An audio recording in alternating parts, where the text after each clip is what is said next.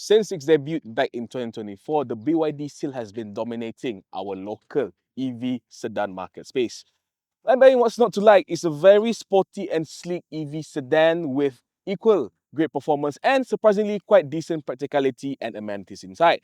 But for 2025, BYD Cars Malaysia has updated the model featuring some very minor and minute updates and details. So in this video, we're going to see whether the 2025 BYD Seal Performance all-wheel drive here has got all the improvement to make it slightly better compared to the previous one, or is just more or less the same as before. Let's find out. My name is Mukhlis. Welcome back to Caricarz.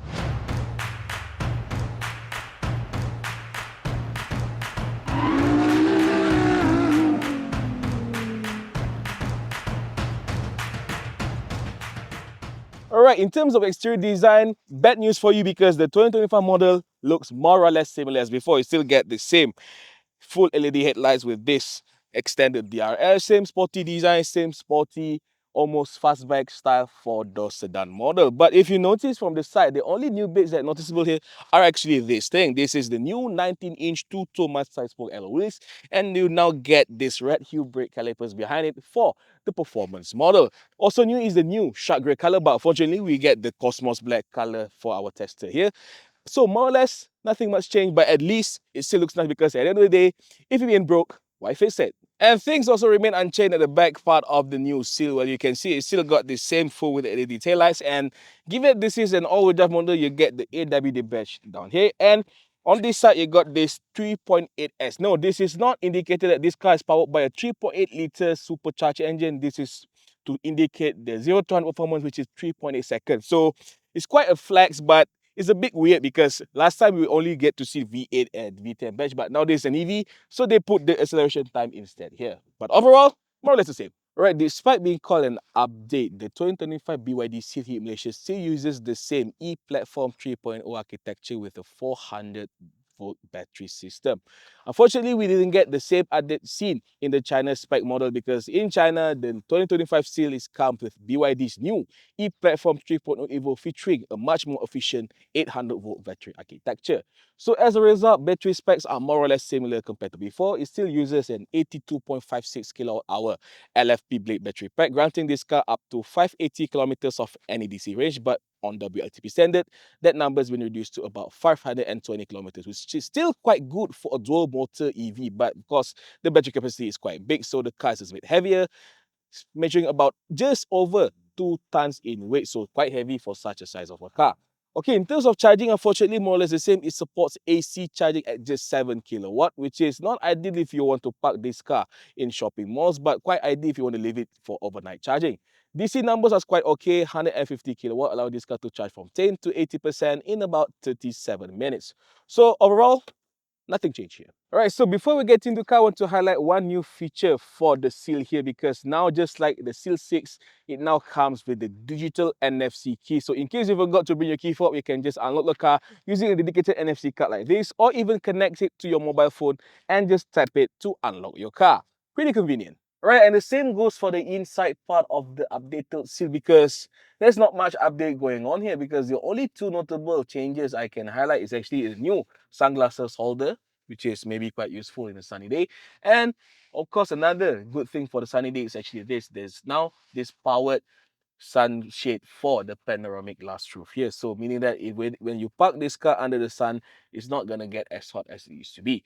But other than that, you still got the same tech amenities, including this large 15.6-inch infotainment display that supports wireless and the auto Apple CarPlay, and you can still rotate them just like any other BYD screens. You still got this small 10.25-inch Newton cluster with the head-up display, which looks quite nice and quite usable. You also get wireless charging pads, USB-C charging ports. You got powered ventilated front seat that's wrapped in this nice leather upholstery. The all cabin setup also comes with this single all-black color with some minor striking blue stitching. And overall, the cabin still looks and feels quite premium, which is a good thing for it to have in such a rather affordable car. But of course, with that, it also comes with problem because some of the problems and shortcomings in the previous model is still apparent here. For example, lack of physical controls because well, you get some controls like to change the driving mode and everything, but that's pretty much it. Other driving related settings like you want to change the regen braking, you want to change the suspension setup, or the steering feel, you still need to use the infotainment here. Same goes for the climate adjustment, where you can need to use the bottom part slider here to adjust the temperature and whatnot. And but ironically also, just like the Tesla or even some Expo models, previous Expo models, in order for you to change the direction of the aircon, you still need to use the infotainment here because there are no physical control to adjust that. So those things are a bit of a bummer that I honestly think BYD could have just given a bit of an update to make it better. But no, given its minor update status, those things are changed. But again, like I said, the cabin is still quite nice and premium feeling, especially in the simple all black color. And not to forget, it still comes with the same 12 speaker Dana audio sound system, which sounds pretty good.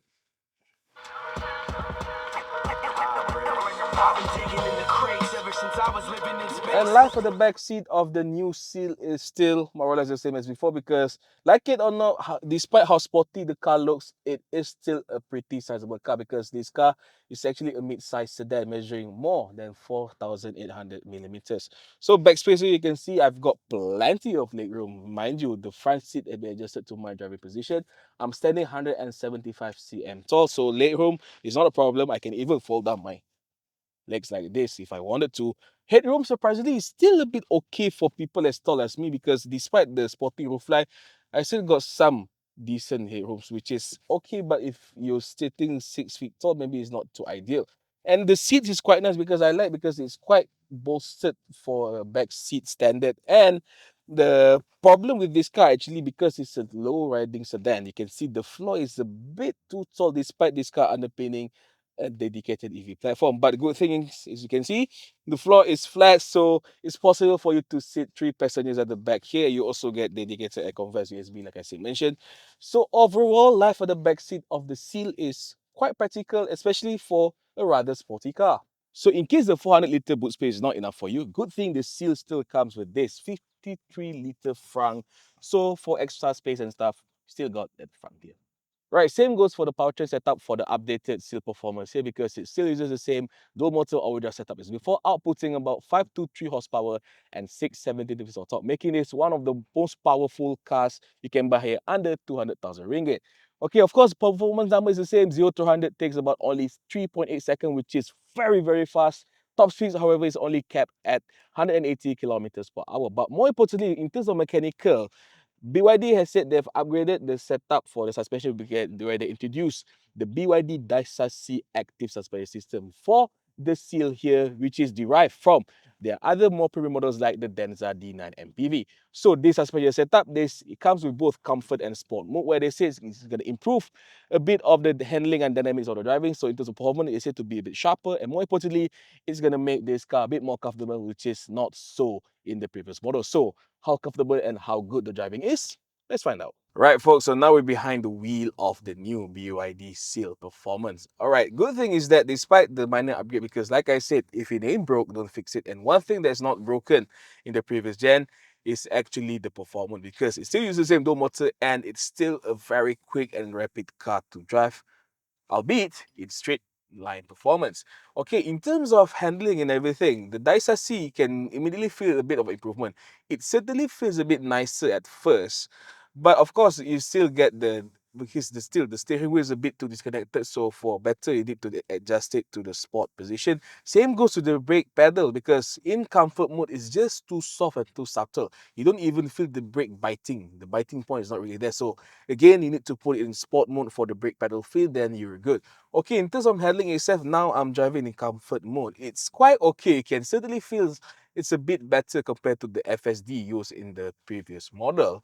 But that said, once you put it in comfort mode, once you try to whack it into corners and everything, and especially if you drive it a bit faster on uneven roads, you still get that head tossy, floaty feelings. It's a bit bumpy there, so it's not really ideal. But at the same time, once you set it into sport mode, it became just a bit too stiff for you to have a delightful, comfortable drive. Because yes, when you put in sports mode, you can really tackle corners and everything. But the problem is that you can still got a bit of a head toss just like last time. Because I remember the last time, one thing that I keep experiencing when driving the previous series is this thing.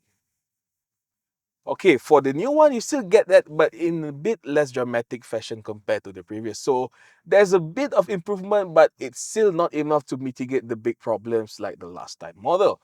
Okay, of course, at the end of the day, the problem with this car is actually its positioning and the weight, because it sits low and then the car is quite heavy, 2 tons. So even you put like advanced sensory system, everything, if you don't have enough refinement, it doesn't really make sense. So it's a bit mis it's a bit of a misstep, let's be honest, because the Dyson C, although it's quite decent use application in the Denza D9, not for something sportier and lower application like the Seal, it's really not that much of an improvement. But again, it's still an improvement at the end of the day. So overall, in terms of driving comfort, everything, yes, you just get a slight improvement, but again, this car is actually more expensive than the last time. Actually, in fact, it's cheaper. So at the end of the day, it all pans out really well, because without paying an extra money, you get just some slight improvements. So at the end of the day, there's nothing to complain here. But one thing I really like about the Seal in general is the good NVH level, because it got double glazed window, even though it's not a frameless window, and it uses a decent Continental Eco Contact 6Q tire, which is actually catered towards more silent driving. So the tire is quite grippy also as well. But the thing is that because of the good NVH level, it makes the car driving experience just a bit more comfortable than that. So overall, it's still okay, just a bit improvement, but don't expect it to drive something like a BMW i5 at the end of the day. Alright, so now when it comes to efficiency, dual motor EVs aren't exactly the best example, especially the Seal here, because like I said, it still uses the same 400 volt E platform 3.0 architecture as before. Okay, so after driving this car for a few days, I mean, I've driven this car more on the urban setting, and it's quite a spirited driving, so lots of high speed driving and everything. I managed to get around 20 kilowatt hour per 100 km. So in theory, with its 80 kilowatt hour battery capacity, I should get estimately around 400 plus kilometer of range, which is okay, not too far from the claimed WLTP range. But like I said again, this is me driving rather speedfully in this car. So should you manage to practice some restraint, because I know this is a very fast and rapid car, but if you manage to just dial down things a bit, I think you can get 450 or even maybe up to just under 500 km of range out of this. All right, let's put that aside. Now, in terms of safety, of course, you get lots of ADAS function, but unlike the China spec car again, because the Chinese spec Seal, it comes with a LiDAR sensor, but not for our market. But you still got things like intelligent cruise control, ACC, lane keeping assist, and whatnot, which is it's quite okay. But maybe the fact that the UI in the meter cluster is a bit too cluttered, so sometimes it's quite difficult to navigate through all these ADAS functions. I mean, you got buttons and all, but just to see what's on, what's off, it's a bit confusing at first. But once you get used to it, it uses pretty okay. The low speed follow is quite okay. Could have been a bit better, obviously, but nothing much to complain. You still get those jittery experience though, especially in the lane keeping department. But that's accepted in any Chinese EV. So overall, safety is not an issue. But in terms of passive safety, this car is also quite good, because you get 9 airbags, which is quite a lot. Normally, this kind of car you got like 6 or 8.